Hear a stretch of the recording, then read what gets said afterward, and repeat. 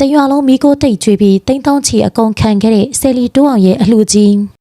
ပရိသတ်များရှင်ရွာထဲမှာရှိသမျှလူတိုင်းထမင်းဟင်းချက်စရာမလိုပဲတရွာလုံးမိကိုတိတ်သွားတဲ့အထိကျွေးမွေးခဲ့သလိုမိုးပေါ်ကငွေဆက်ကူတွေမိုးရွာချသလိုကျဲချပေးခဲ့တဲ့ပွဲကြီးဒါကရုပ်ရှင်ဇာတ်ကားတကားတွေကဇဝင်ခံတစ်ခုအကြောင်းပြောပြနေတာမဟုတ်ပါဘူး။ဒါဟာလက်ရှိအချိန်မှာပြည်သက်တွေကြားရေပန်းစားနေတဲ့ဆယ်လီတိုးအောင်ရဲ့တကယ်လက်တွေ့အလှကြီးအကြောင်းပဲဖြစ်ပါရဲ့ရှင်။ဒီကနေ့မှာတော့အမေများနေ့ကိုအကြောင်းပြုပြီးသူ့ရဲ့ဇာတိရွာလေးကိုတိမ်တောင်းချီအကုန်ချခံကပြန်လဲထောက်ပံ့ခဲ့တဲ့ဆယ်လီတိုးအောင်ရဲ့ချင်းနူးစရာအလှတော်မှတ်တိုင်ကိုပြောပြပေးသွားမှာပါ။ဆယ်လီတိုးအောင်လို့ပြောလိုက်ရင်ပြည်သက်တွေရဲ့မျက်လုံးထဲမှာအရင်ဆုံးပြေးမြင်မိမှာကတော့အမေလင်းယူတာအဖြစ်လာဆိုတဲ့ဗျိုင်းရည်ဖြစ်ခဲ့မှုတဲ့စကားတစ်ခုမှပဲအစပိုင်းကာလတွေမှာတုန်းကတော့သူ့ကိုဗီဒီယိုဖိုင်လေးတွေနဲ့လူသိများခဲ့ကြပေမဲ့နောက်ပိုင်းမှာတော့တိုးအောင်ကသူများဆိုင်ကအထည်တွေစားတော့ကုန်တွေကိုကြော်ညာရိုက်ကူပြီးရင်ဘဝကိုစူးစမ်းရုန်းကန်ခဲ့ရတဲ့သူတစ်ယောက်ပါသူ့ရဲ့ရိုးသားပွင့်လင်းတဲ့ဟန်ပန်နဲ့ပျော်ပျော်နေတတ်တဲ့စိတ်ထားကြောင့်ပဲပြည်သက်တွေရဲ့ချစ်ခင်မှုကိုရရှိခဲ့ပြီးကိုပိုင်အထည်ဆိုင်လေးတစ်ဆိုင်ကနေအခုဆိုရင်မြန်မာပြည်အနှံ့ဆိုင်ခွဲပေါင်းများစွာဖွင့်လှစ်နိုင်တဲ့အထိစီးပွားရေးမှာအောင်မြင်လာခဲ့တာပါ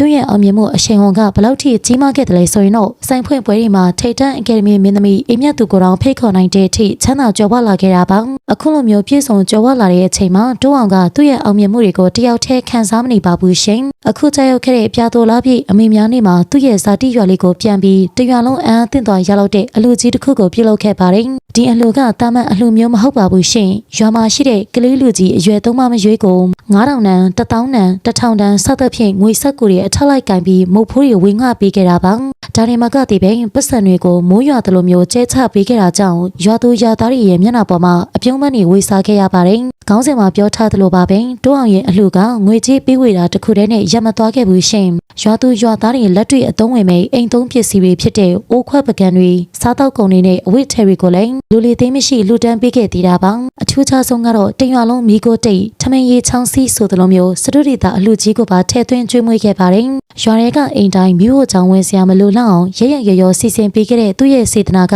တကယ်ကိုလေးစားစရာကောင်းလာတာပါဒါပေမဲ့ဒီလိုပျော်ရွှင်စရာပုံရိပ်တွေရဲ့နောက်ွယ်မှာစိုးနစ်စရာအကြောင်းအရာလေးတစ်ခုတော့ရှိနေပါတယ်တိုးအောင်တယောက်ဒီလိုချမ်းသာလာပြီးအလှတန်းတွေကိုရရရရောလုံးနိုင်တဲ့အချိန်မှာသူ့ရဲ့ကျေးဇူးရှင်မိဘနှစ်ပါးကတော့ဘဝတစ်ပါးကိုကူးပြောင်းသွားခဲ့ပါပြီမိဘရှိတော့မှဆင်းရဲခဲ့ပြီးမိဘမရှိတော့မှချမ်းသာလာတဲ့ဆိုတဲ့ခံစားချက်ကိုသူကိုယ်တိုင်ရင်ဆိုင်နေရပေမဲ့တိုးအောင်ကတော့စိတ်အားငယ်မနေပဲမိဘတွေကိုရည်စူးပြီးဒီလိုကြီးကျယ်ခံရတဲ့ကုသိုလ်ပြုမှုမျိုးနဲ့ကျေးဇူးဆက်ခဲ့တာပါဂုဏ်ပကာသနာတွေကိုဖျက်သားခြင်းလို့မဟုတ်ပဲမိဘကျေးဇူးကိုတည်တတ်တဲ့စိတ်ရင်းနဲ့ပြုလုပ်ခဲ့တဲ့ဒီအလှကြီးကိုကွယ်လွန်သူမိဘနှစ်ပါးလည်းရောက်ရဘုံဘွားကနေတာတို့ခေါ်ဆိုနိုင်မှအသေးချပါပဲတရွာလုံးကိုမိကိုတိတ်အောင်ကျွေးမွေးပြီးတိမ်တောင်းချီအကုန်ချခံခဲ့တဲ့တိုးအောင်ရဲ့မွန်မြတ်တဲ့စိတ်ထားနဲ့အလှတော်မင်္ဂလာတွေကိုကြည့်ရှုနေတဲ့ပရိသတ်တို့ရောဝမ်းမြောက်ဝမ်းသာတာတို့ခေါ်ဆိုပေးကြပါအောင်ရှင်အားလုံးကိုကျေးဇူးတင်ပါတယ်ဆက်လက်ပြီးစိတ်ဝင်စားစရာအကြောင်းအရာတွေအတွက်ကျမတို့ရဲ့ page ကို like and follow လေးလုပ်ခဲ့ကြပါအောင်နော်နေ့ရက်တိုင်းအတွက်ပျော်ရွှင်ပါစေ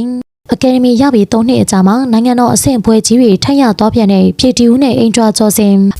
်မြန်မာနိုင်ငံရဲ့88ကြိမ်မြောက်လွတ်လပ်ရေးနေ့မနက်ခင်းမှာတော့အနုပညာတလောကလုံးကဂုဏ်ယူဝမ်းမြောက်စရာသတင်းတစ်ခုထွက်ပေါ်လာခဲ့တာပါဒါကတော့မြန်မာပြည်သူတွေရဲ့အချစ်တော်အနုပညာလောကရဲ့စံပြဇနီးမောင်နှံဖြစ်တဲ့ကိုပြည်တီဦးနဲ့မအူဝဲတို့နှစ်ယောက်လုံးနိုင်ငံတော်အဆင့်ဂုဏ်ထူးဆောင်ပွဲကြီးတွေကိုကိုစီရရှိသွားကြတာပဲဖြစ်ပါတယ်ပရိသတ်တွေမှတ်မိကြအောင်ပဲထင်ပါတယ်လွန်ခဲ့တဲ့3နှစ်2023ခုနှစ်တုန်းကလည်းအကယ်ဒမီပေးပွဲမှာတို့ဇနီးမောင်နှံနှစ်ယောက်လုံးအကယ်ဒမီဆုတွေကိုတူတူစုခုပြီးဒဘယ်အကယ်ဒမီရှင်တွေဖြစ်ခဲ့ကြပါသေးတယ်အခု2026ခုနှစ်လွတ်လပ်ရေးနေ့မှာတော့အကယ်ဒမီထက်ပုံမမြင်မာတဲ့ခမ်းနားတဲ့နိုင်ငံတော်အဆင့်ဘွဲတံဆိပ်တွေကိုထပ်မံရရှိသွားခဲ့ပြန်တာပါဒါကသူတို့နှစ်ယောက်ရဲ့အနုပညာခီးလမ်းမှာသမိုင်းဝင်မှတ်တိုင်တစ်ခုလို့ပြောရင်လည်းမမှားဘူးရှင်ဒီနှစ်မှာကိုပြည်တီဦးရရှိခဲ့တဲ့ဘွဲကတော့စီတူဘွဲဖြစ်ပါတယ်စီတူဘွဲဆိုတာကပြည်တော်စုစီတူသင်္ကဟဘွဲ၅မျိုးထဲမှာပါဝင်ပြီးနိုင်ငံတော်အတွက်ထူးကဲစွာအကျိုးပြုသူတွေပြည့်စုံမှန်ကန်သောတတ်သိပညာရှင်တွေကိုသာပေးရတဲ့ဘွဲတစ်ခုပါရှင်အရင်ကဆိုရင်ဝါရင်အနုပညာရှင်ကြီးတွေဖြစ်တဲ့ဦးညွန့်ဝင်းနဲ့ဦးကျော်ဟိန်းတို့လိုပုဂ္ဂိုလ်ဒူတွေသာရရှိခဲ့ပူတာပ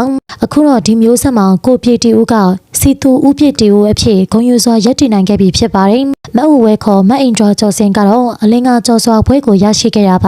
ါဒီဘွဲဟာစာပေနဲ့အနုပညာရပ်တွေမှာထူးခြားကောင်းမွန်စွာတက်မြောက်သူတွေကိုချီးမြှင့်တဲ့ဘွဲဖြစ်ပြီးတမိုင်းမှာတော့ဆရာကြီးသခင်ကိုတော်မိုင်းတို့ဆရာမျိုးမငိန်တို့လိုပညာရှင်ကြီးတွေကရရှိခဲ့ပူတာပါခေတ္တခေတ်ရဲ့ထိပ်တန်းမင်းသမီးတလက်အနေနဲ့မအူဝဲကအလင်းကကျော်စွာဒေါ်အင်ဒရာကျော်စင်ဆိုတဲ့ဂုဏ်ပုတ်ကိုပိုင်ဆိုင်သွားခဲ့တာပါဒီနှစ်လွတ်လပ်ရေးရဲ့ထူးခြားချက်ကတော့သူတို့ဇနီးမောင်နှံတွေမကဘူးရှင်အခြားသောထိပ်တန်းအနုပညာရှင်တွေကလည်းပါဝင်ခဲ့ကြပါတယ်ကိုနေတိုကိုလူမင်းမဆိုးမြတ်သူဆောင်မမမိုးမြင့်အောင်မခင်တီတာထောမ မတ်ထွန်းဒရာဘိုဖွေးဖွေးနဲ့ဝင်းမုံရွှေကြီးအစရှိတဲ့အနုပညာရှင်တွေကလည်းအလင်းကားကြောစွာပွဲတွေကိုအသီးသီးရရှိခဲ့ကြသလိုဝိုင်းရဲတရုတ်ဆောင်ကြီးတွေဖြစ်တဲ့ဝဝဝင်းရွှေခင်တန်းတို့ချိုပြုံးနဲ့ရွှေစင်မောင်းမယ်တို့ကလည်းစီတူပွဲတွေကိုရရှိသွားခဲ့တာပါငွေရှိအောင်နဲ့မရနိုင်ပဲနိုင်ငံတော်ကစီစစ်ရွေးချယ်ပြီးမှပေးရတဲ့ဒီလိုပွဲတွေကိုအနုပညာရှင်တွေအများပြားရရှိခဲ့တာကဒီနှစ်ရဲ့ဝမ်းသာစရာအမှတ်တရပါပဲကိုပြည်တီဦးနဲ့မတ်ဝဝဲတို့ဇနီးမောင်နှံကိုကြည့်မယ်ဆိုရင်နောက်ပိုင်းနှစ်တွေမှာရုပ်ရှင်ကားကြီးတွေရိုက်ကူးတာနဲ့ပါတော့တာကိုတွေ့ရပါလိမ့်မယ်ဒါပေမဲ့သူတို့ရဲ့အရှိန်အဝါကတော့ကြောက်စင်းမတော့ဘူးရှင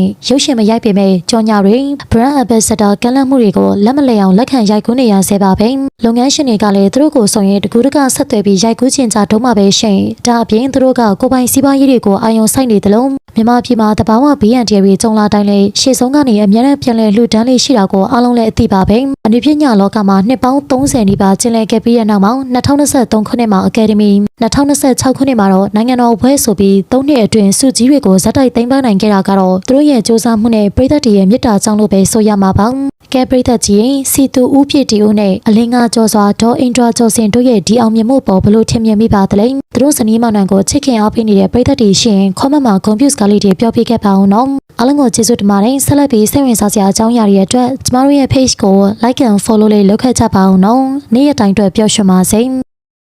အခြေရေးကန်ခေတဲ့တင်စားတယောက်2026မှာအချစ်စစ်နဲ့တွေ့ပြီလား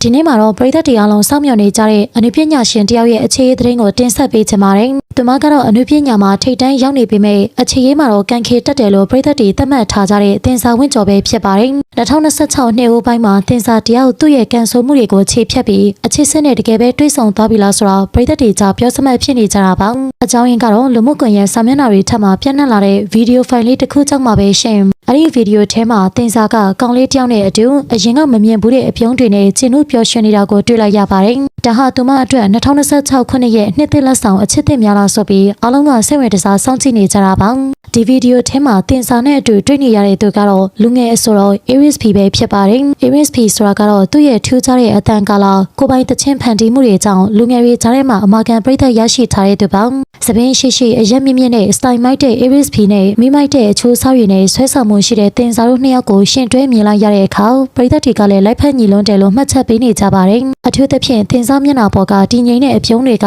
သူ့ကိုနားလည်ပေးနိုင်သူတယောက်နဲ့တွေ့နေရပြီဆိုတဲ့အဖြစ်ကိုသက်သေပြနေသလိုပါပဲ။တင်စာအကြောင်းကိုပြန်ကြည့်မယ်ဆိုရင်အနုပညာလမ်းကြောင်းမှာအောင်မြင်မှုတွေဇက်တိုက်ရရှိထားပေမဲ့နှလုံးသားရေးရမှာတော့အဖို့ထစ်တွေရှိခဲ့ပါတယ်။အရင်တော့က trainer ရင်းရင်မိုးနဲ့အချစ်ဇလန်ဆုံးငတ်တိုင်ခဲ့ပြီးတဲ့နောက်ပိုင်းတင်စာဟာအခြေရေးကိုခိတ္တမိထားခဲ့တာပါ။ကိုလန်းကိုရှောက်ကိုဒူးကိုခြုံပြီးအကောင်းဆုံးစူးစမ်းခဲ့တယ်လို့မိဘတွေပေါ်မှာလည်းတိတက်လိမ်မာတဲ့သမီးလေးတယောက်အဖြစ်ရပ်တည်ပြခဲ့ပါတယ်။အချစ်ကြည့်ပြီးတန်ရုံးစင်တွေ့တက်တဲ့တင်စာအတွက်အချစ်ဆိုတာရှာရခက်တဲ့ဆုလက်တစ်ခုလိုဖြစ်နေခဲ့တာပါ။တင်စာကိုယ်တိုင်ကလည်းကဘာကြော်တာမကလို့လကဘာအထိပဲချစ်ကိုနားလေပေးနိုင်မယ်ချစ်ပေးနိုင်မယ်သူကိုရှာတွေ့ဖို့မလွယ်ကူကြောင်းရင်ဖွင့်ပူပါတယ်။ဒါကြောင့်လည်းပရိသတ်တွေကတင်စာကိုအခုလို Aries P နဲ့တွဲမြင်ရတဲ့အခါဝမ်းသာအားရဖြစ်နေကြတာပါ။ Aries P ကတင်စာထက်အသက်ကွာခြားမှုရှိနိုင်ပေမဲ့သူ့ရဲ့ဂီတအနုပညာနဲ့တည်ငြိမ်တဲ့ပုံစံကတင်စာကိုစိတ်ချမ်းသာမှုပေးနိုင်မယ်လို့ပရိသတ်တွေကမျှော်လင့်နေကြပါတယ်။လောလောဆယ်မှာတော့နှစ်ဖက်စလုံးကတရားဝင်အတည်ပြုထားခြင်းမရှိသေးပါဘူးရှင်။ဒါပေမဲ့ပရိသတ်တွေကတော့မှန်းချက်နဲ့နှမ်းထွက်ကိုက်ပါစီလို့ဆုတောင်းပေးနေကြသလို